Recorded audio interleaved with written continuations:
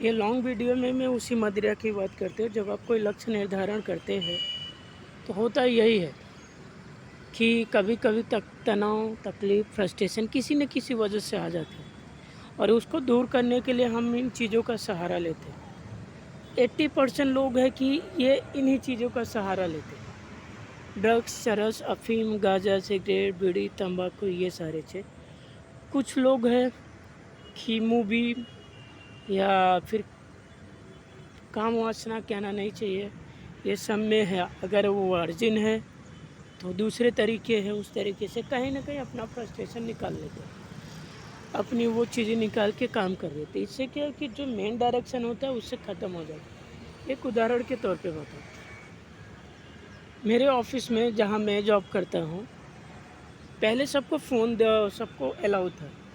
अब काम की प्रोडक्टिविटी चेक हो रही थी, तो फ़ोन देने के बाद आभास हुआ कि कहीं न कहीं काम की प्रोडक्टिविटी में कमी आ रही, चीज़ें आ रही। कभी ये सीट भूल जा रहा है, कभी वो भूल जा रहे हैं, तो कभी काम टाइम पे पूरा नहीं हो रहा है, क्योंकि उनका फ़ोकस डाइवर्ट हो जाए। थोड़ा बहुत हुआ, मोबाइल लेके देख लिया, रील्स देख लिया, जो भी, मैसेज चेक कर लिया। और वही चीज़ फ़ोन रखने के बाद लोग वही है, चीज़ें वही है, प्रोडक्टिविटी दोगुना बढ़ गई।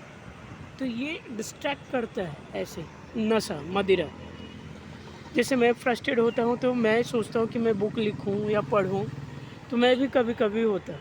और मैं मेरे अनुभव बता रहा हूँ, भले से मैं मोटिवेट देता हूँ लेकिन मैं भी एक आम इंसान की तरह फ्रस्ट्रेट होता हूँ, तकलीफ़ उठाता हूँ, लेकिन फिर उठ खड़ा होता हूँ कि नहीं, करना है। अभी जैसे 6 दिन हो गया फ्रस्ट्रेशन में मुझे, कुछ चीज़ें हो नहीं रही, बार-बार गुस्सा आ रहा है।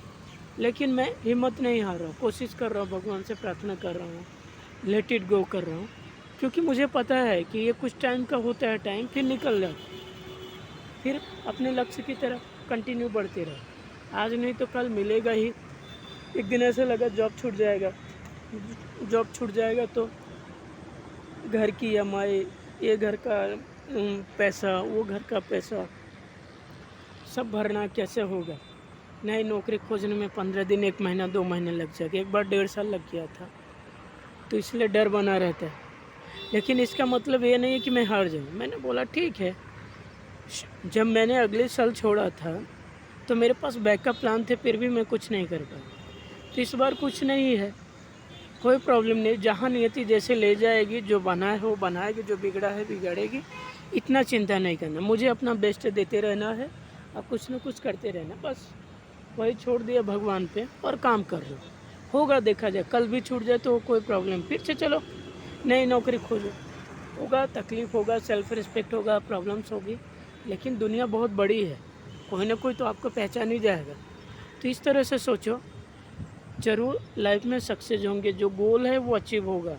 और मेरा भी गोल वो अचीव होगा जिसके लिए मैं कई सालों से मेहनत कर रहा हूँ। 16-17 साल हो गए होंगे, 2007 से कर रहा हूँ। तो समय है, टाइम लगेगा, वैसे भी लंबा गोल था तो टाइम लगेगा, लेकिन मिलेगा ज़रूर, ये पक्का है, ये कोई बदल नहीं सकता।